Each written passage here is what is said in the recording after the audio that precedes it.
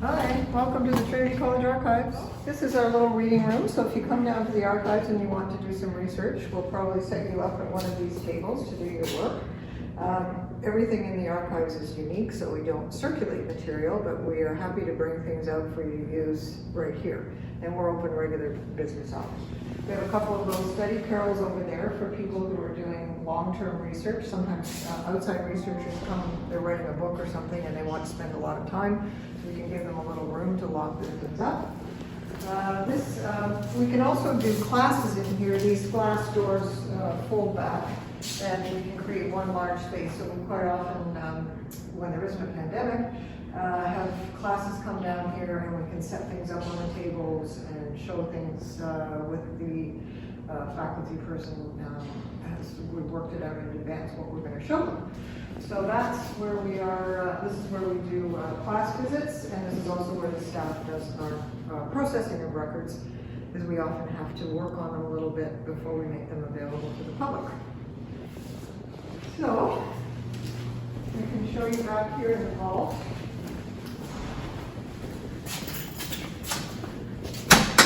One of the things that's important for archives is preservation. So we have a climate-controlled vault. It's run by a geothermal system so that it's very cost-effective and very environmentally friendly. But we keep everything at a fairly low temperature and a constant rate of humidity, which is the best condition for paper and photographs. So here's our vault, and we have compact shelving. Everything is kept in gray boxes called Hollinger boxes. They're acid-free. We put everything in acid-free folders, and we put photographs in clear containers so that you can actually handle them and look at them without damaging them. So if we move along here, you can see these are all mostly full of these boxes, box after box after box. And it's not really browsable, right? It's not that this is not open to the public. This is where we give you what's called a finding aid, and you can tell us which boxes you want, and then we come in here and get them, bring them out. But there's all sorts of things in the archives. The papers are in those sort of general boxes. There's lots of different kinds of things. Here's an architectural model, for instance, of a renovation to the college that was never actually built. This actually was used by the architects who are doing the new building. Found this quite an interesting thing. Back in here, we have all sorts of things that don't fit in the regular boxes. So all kinds of oversized materials, interesting documents and things like that. So documents from John Strawn, for instance, a founder of the college that go way back. Things like that. Not too many really early documents. Most of our things are to do with the administration of the college and also student records. So we have documents that document the student clubs like the Dramatic Society and the Lit. We have lots of that kind of thing. And all of the yearbooks and all of the publications that students have produced over the years. So lots of student things and the administrative records of the college. And then we have the records of individuals. Usually they have some association with the college. Now we collect mostly in the area of international relations to tie in with the academic programming of the college. So we have the records of diplomats and things like that, people who've gone to Trinity. And back here we have we have lots of textiles. Back in the day, in the middle of the 20th century, students used to wear these St. Hilda's blazers if you were a woman student and you lived at St. Hilda's. And if you were a male student, you would wear one of these, the red and the black. So we have a number of them. If anybody wants to borrow them, you're welcome to, because I have lots. And then we have architectural records. These are one of the great collections that the college has. These cases are all full of very beautiful, some cases very beautiful blueprints that document all of the different buildings that we have. St. Hilda's, the Larkin building, the old Trinity College here. And you may know that Trinity College started out in Trinity Gardens Park down on Queen West. We have a few architectural records from that very early time, 1852 to 1925. The college was down in Trinity Bellwoods Park. And then other things, textiles and very large oversized photographs. So there's tons of things here, lots of interesting material just to find out about the history of the college, and lots of material that would help you do an academic paper. And it's always a pleasure to have students come down and check out and see what's here. So this is a selection of silver, some of the more beautiful pieces of silver that the college has acquired. And it has some interesting pieces. The very large and beautiful thing is called an épergne, which would have sat in the middle of a formal table setting or on a sideboard. And it would have had, maybe some treats in it, some fruit or some candies or something like that in the arms. And that was a gift, first of all, it was a gift to our founder, John Strong, in 1833. And then he left it in his will to Trinity College. And we bring it out usually for the Christmas high table when we're able to have one.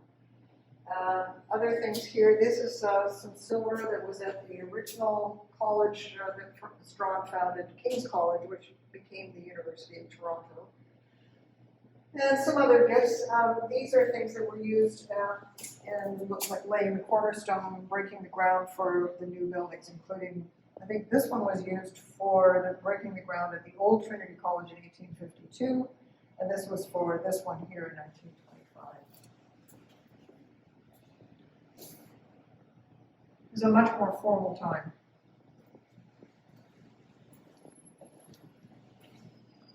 This case shows the development of the buildings here where we are now. It wasn't always as it is now. When we first moved up from Queen's Park, or from Queen Street, we couldn't afford very much because it was just after the First World War. And so the only thing that was built was the frontage along Hoskin Avenue. And then over the years, additions were made to the college. And eventually, but not until the 1960s, the quadrangle was finished off. So you guys see it and you think it's always been this way, but in fact it hasn't. And the chapel was added in 1955. So this display case shows the development of this complex of buildings that we now know as Trinity, the old Trinity College at 6 Hoskin Avenue.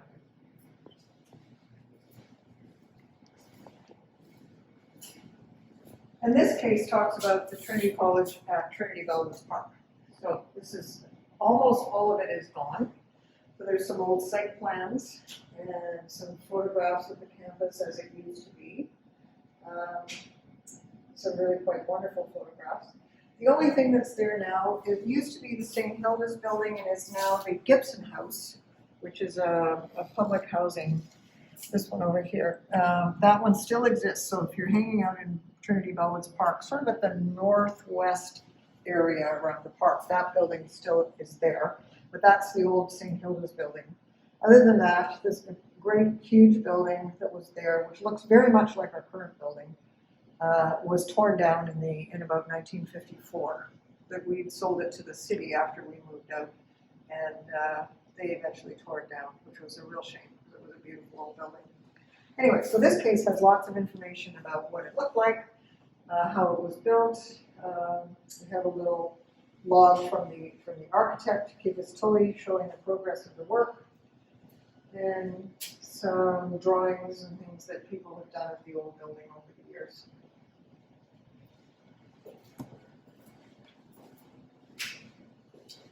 This is a chair that used to be in the convocation hall at the old Trinity building, and there's a photograph of it above. There's just a little bit of it left. It used to have a very fancy carved thing over the top. Oh, sorry, it was in the chapel. The bishop's chair. And then, so this is all that's left of it.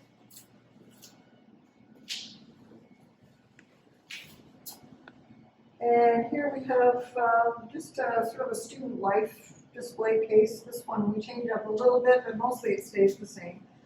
We have the St. Hilda's blazer there, and a nice Trinity sweater, which I've always wanted to take home and wear. But lots of posters and things like that from all kinds of dances, conversat, the Saints balls,